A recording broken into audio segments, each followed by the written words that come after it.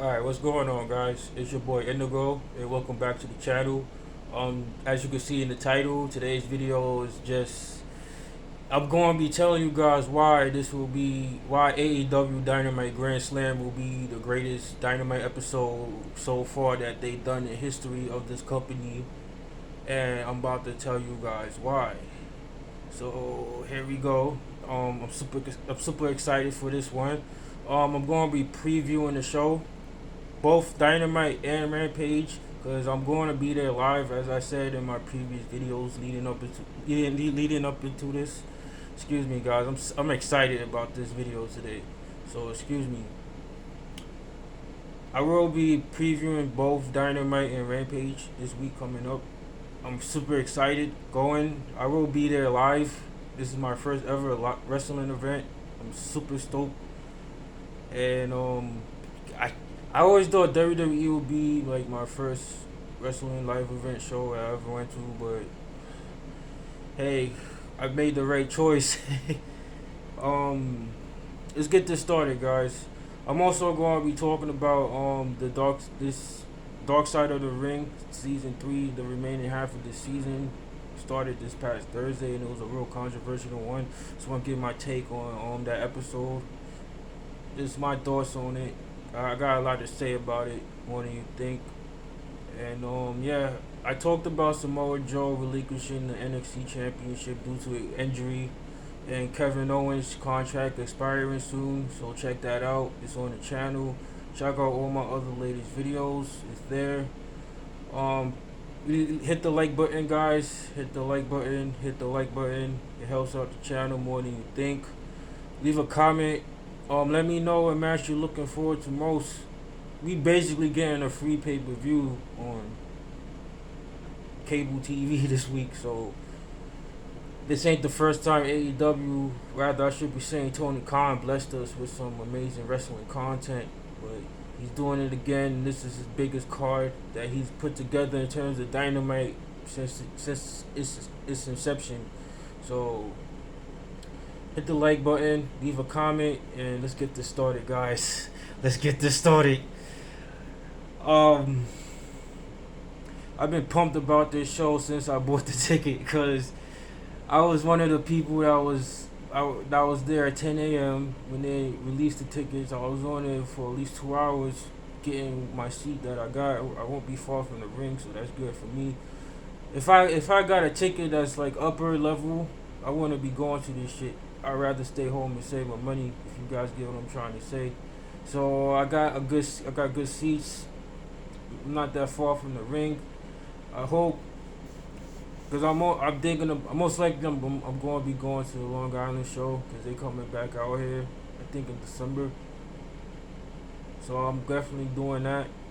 But I was about to say, just going to these shows, I just want to get seats that's not like super front row, because you guys know them shits are expensive, but I want something like close to the ring. So if I continue doing this trend of going to shows, I'm gonna try to get seats from those type of sections, if you guys get what I'm trying to say. This was the show that I actually thought we would see Bryan Danielson making his debut instead of All Out. That's what I predicted. But since we got it at All Out, this will be his in-ring debut on Dynamite. So I'm looking forward to that, man. This is a definition of a dream match, guys. Like, the word dream match gets thrown around a lot. I just see a lot of stupid ass shit on Twitter about dream matches that necessarily don't deem the term dream match. But this is the definition of a dream match.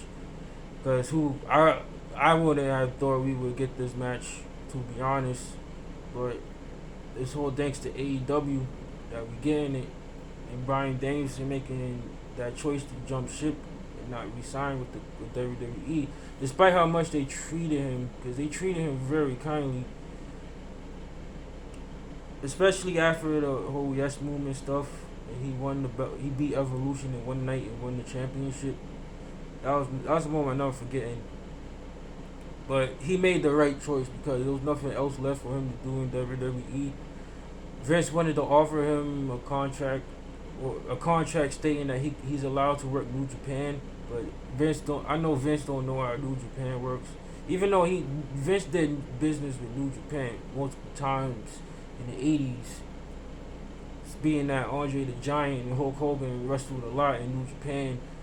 In fact, Hulk Hogan and Andre the Giant are former IWGP champions. Hulk Hogan is the inaugural IWGP champion. I don't like Hulk Hogan, but I gotta acknowledge that about the dude. He's the first. So Bryan Danielson wanted to work the one of the things he wants to work is the G1, which is currently happening. I don't think that's going to happen this year. I could see him in the G1 next year, most definitely. But Vince don't know how the G1 works. Like, he did in the '80s, but this is a different time. So I don't think he really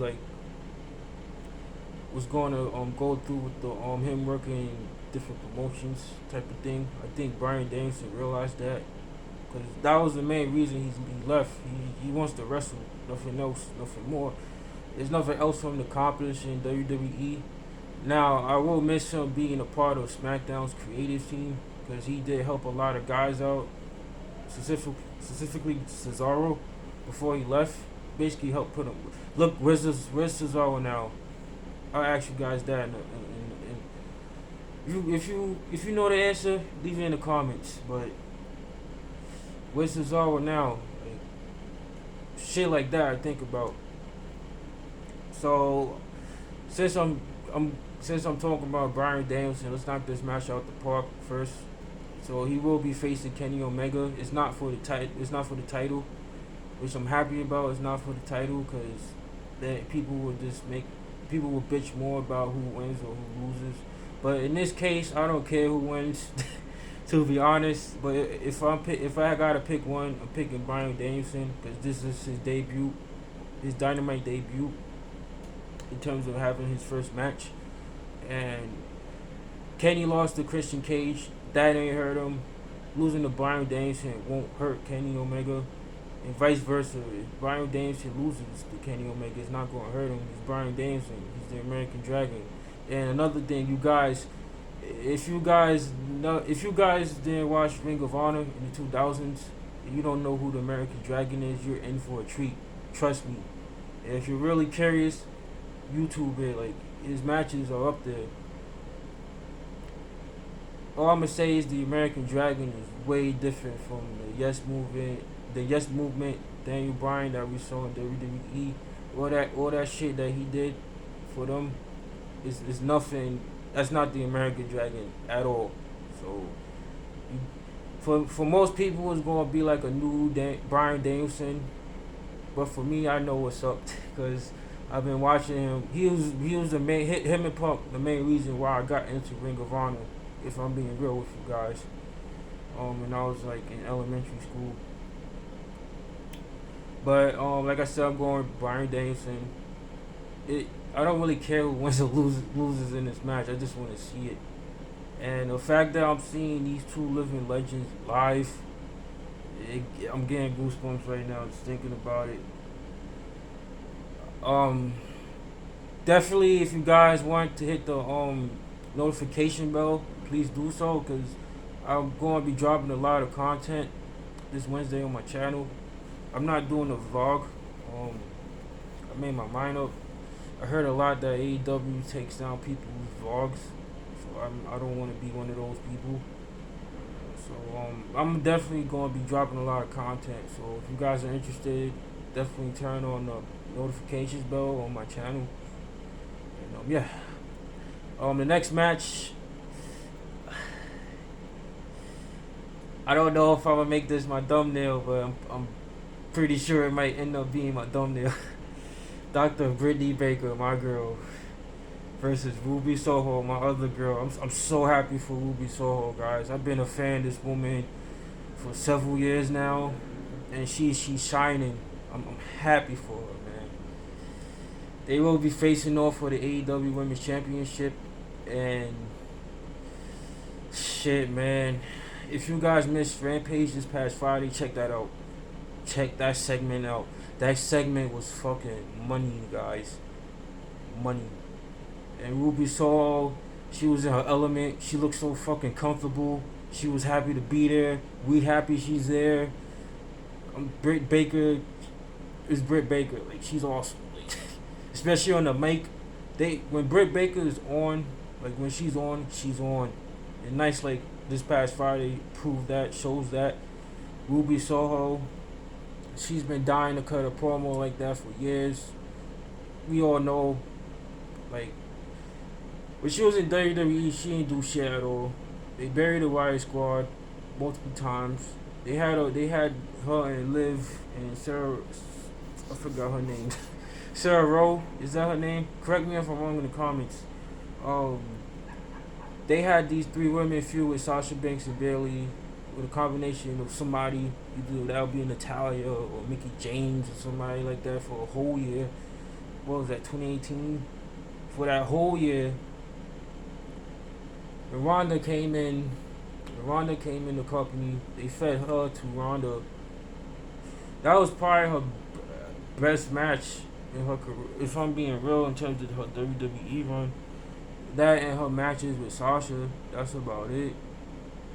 But fuck all that. Now I'm happy she's here. She's going to kill it. She's the future women's champion of this company. Her holding the title belt after that segment shows that she's going to be champion. I'm putting this out there now. She's going to be champion sometime next year. I don't know if that's going to be after Thunder Rosa, because Thunder Rosa is the next person to dethrone Britt Baker, become the next champion. I don't know if that person will be Jade Cargill, because they building her up tremendously, my other girl. And this match, they gonna kill it. Ruby Soho, this is New York City. I know she's ready. She's itching for this opportunity. Or no, like Bryan Dempsey, all she wants to do is wrestle. Britt Baker, like I said, she's awesome. She's great in the ring. She's gotten way better. They're gonna fucking kill it. And Britt Baker should retain as she should, because she shouldn't be losing that championship no time soon. And that's another match I'm really looking forward to, outside of Punk and Will Hobbs, Powerhouse Hobbs, excuse me. And yeah, next we got MJF versus Brian Pillman Jr. They built this matchup perfectly. I loved how they built this matchup. MJF is fucking money.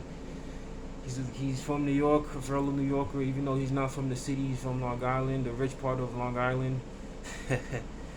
And I'm going with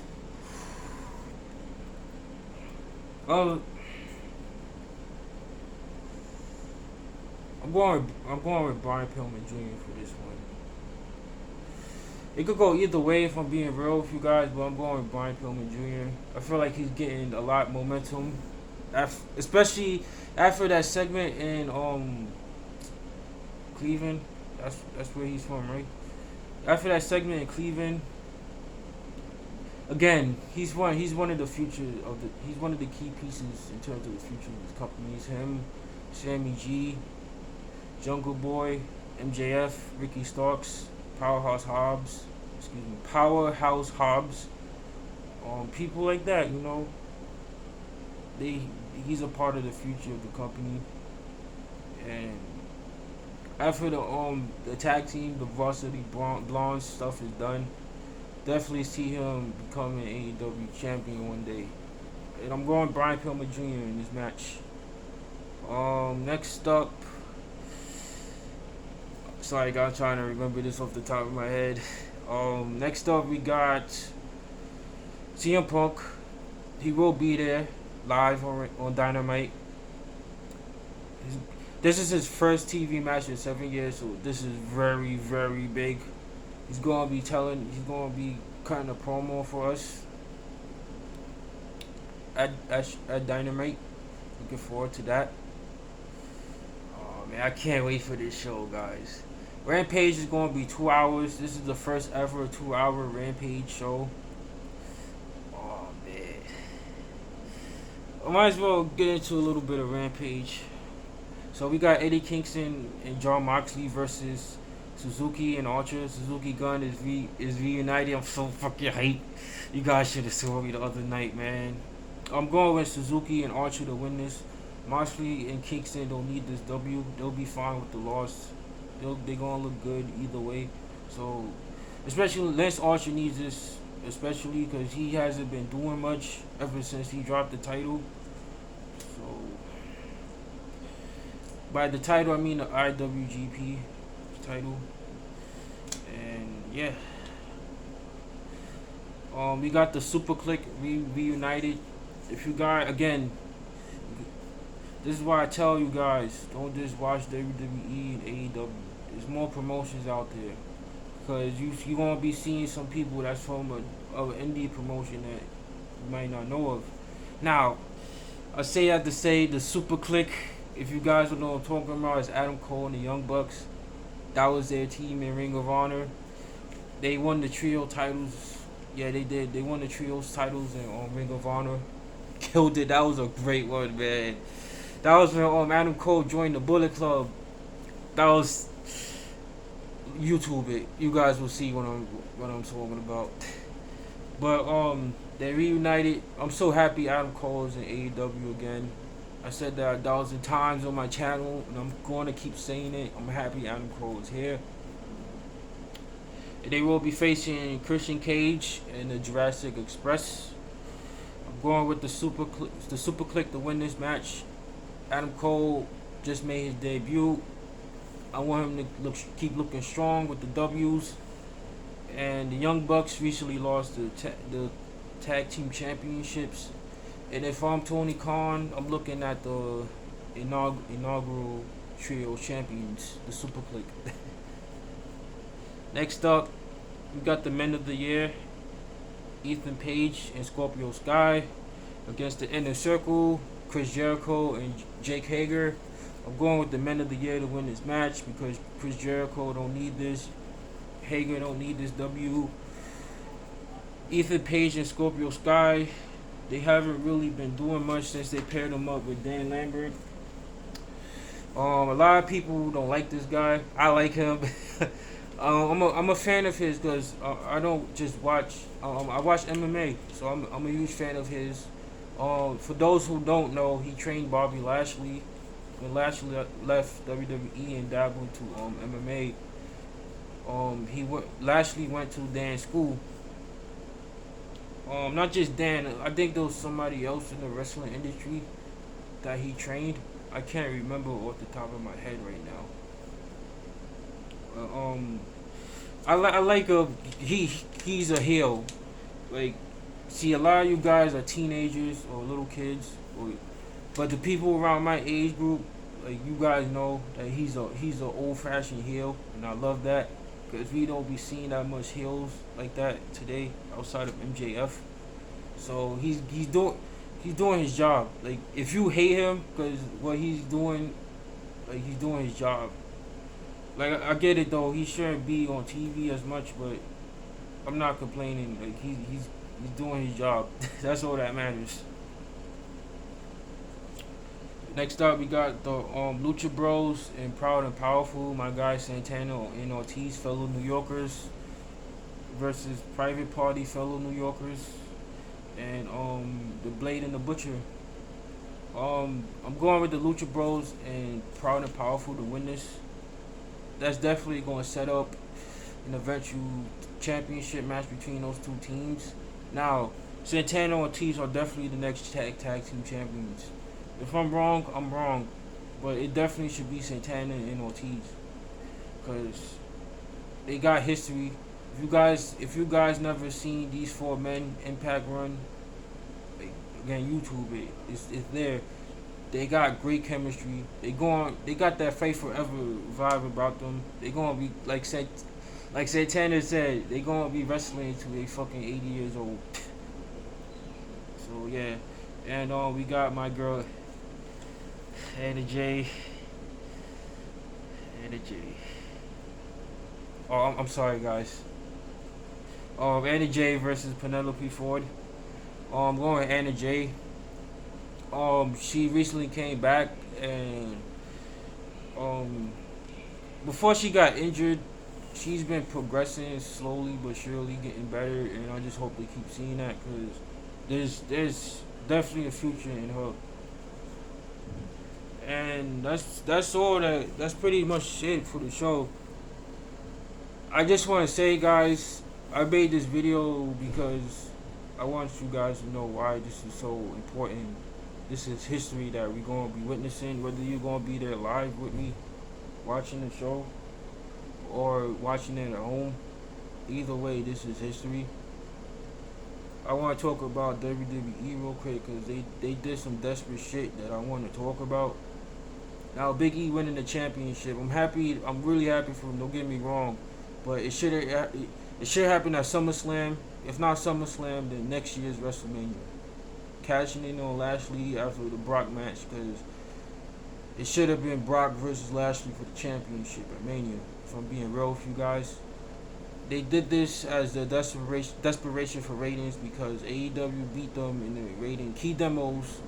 The key demographics, for those who don't know, that's the most important part of looking at ratings. That's all people. That's all you have to care about in terms of ratings. That key demographic is what you need, because that gauges like who's really watching this. You get me?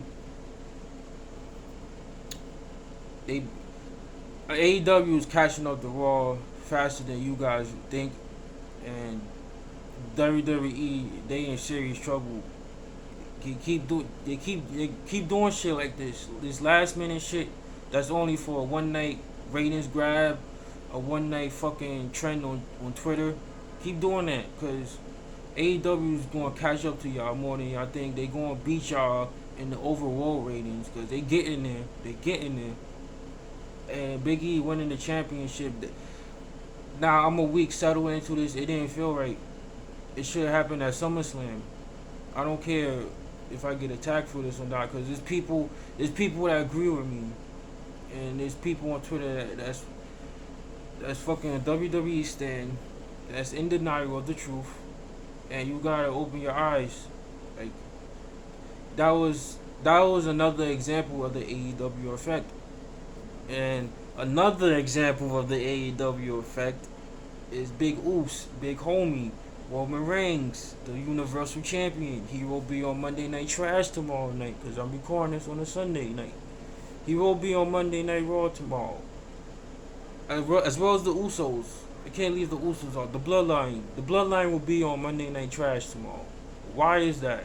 Because AEW got a big ass show they got 2 stacked shows this week that are pay-per-view quality this week happening. That's all we all gonna be talking about this whole week. Extreme Fools is this week, but fuck that shit. I don't care about that show. Nobody cares about that show because it's a D-level pay-per-view. First of all, Extreme Rules. There's no match on there that defines extreme.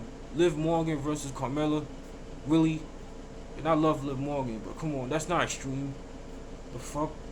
You put a lot, like Solomon said earlier, you put a ladder match on the card doesn't make it extreme. So WWE has that shitty pay per view this week, so they not alone. Like they got their own shit going on, but nobody's invested in it as much as Rampage and Dynamite Grand Slam.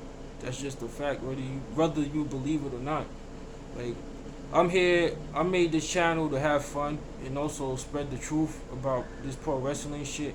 There's a lot of content creators bullshit their audiences, except for people that I really like, such as JD, Solid Monster, my brothers Joseph, DJ Storms, Cameron, like Gamers Goons, like my other guy Kevin. Like we all keep it real when it comes to this shit, and it shouldn't be like that, you know. Yeah, it shouldn't be like that. Like WWE, they in serious trouble because Roman Reigns ain't saving them tomorrow night in terms of the ratings. Because I don't watch football, but there's a big ass game tomorrow night, I heard. So a lot of people's attention won't be on that. Or they just not gonna watch. Like me. So again, that's desperate. Bringing Roman to Monday Night Raw. First of all, Big E was on SmackDown the other night. That made no sense. That was also an example of the AEW effect. WWE don't know what they're doing at this point. Like they just do shit week by week. They don't follow up with shit. They do shit last minute. Either they do shit last minute or they do shit just for attention grab. Before I go, guys, I want to talk about Dark Side of the Ring real quick. So, Dark Side of the Ring, season 3, the remainder of the season is back.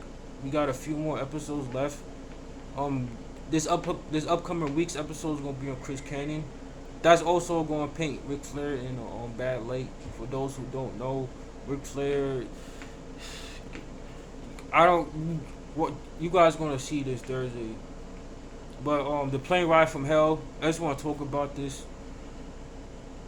A lot of people just now know about the plane ride from hell. I heard about this story for years now. Again, like people like Solar Monster and Jim Cornette and Jim Ross and people like that talked about this story 1,000 times. So I know the story. The only thing I could say that was different was hearing from that flight attendant, hearing from her, because that's a different perspective, you know. But other than that, I know the story. A lot of people, I was surprised that a lot of people didn't know this story. A lot of people went for Ric Flair for the right reasons. Don't get me wrong, but you guys also need to understand that it's Ric Flair. He did a lot of crazier shit. This was 20 years ago, so that would be in 2001. Ric Flair did a lot of crazy shit in the 80s.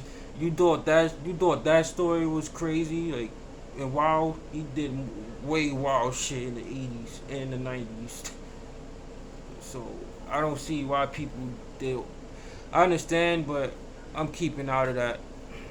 I just wanted to say that fuck Tommy Dreamer, because I lost so much respect for him after that shit. After what he said. RVD said it best. Like, sometimes it's just not best to meet your heroes, because you just never know. That could be your favorite wrestler, musician, athlete, whatever. Like, you don't know them. You know what they do for a living, because you're a fan of their work, but you don't really know them. So RVD was like the MVP of that episode. Now, Tony Khan had plans to bring in Rick to pair him up with his future son-in-law. That's why Chavo got the can the other week. If I'm Tony Khan, I'm staying far away from Ric Flair, at least for a while. We will see him in AEW, just not now. And I'm pretty sure I wanted to talk about Ric Flair because for this simple point that I had a feeling that we was going to see him at the show this week. I'm pretty sure Tony Khan wanted to bring him in. So if I'm him, just stay away from that for right now. And that's all I got today, guys. Thank you so much. This was my longest video I think I ever did on my channel.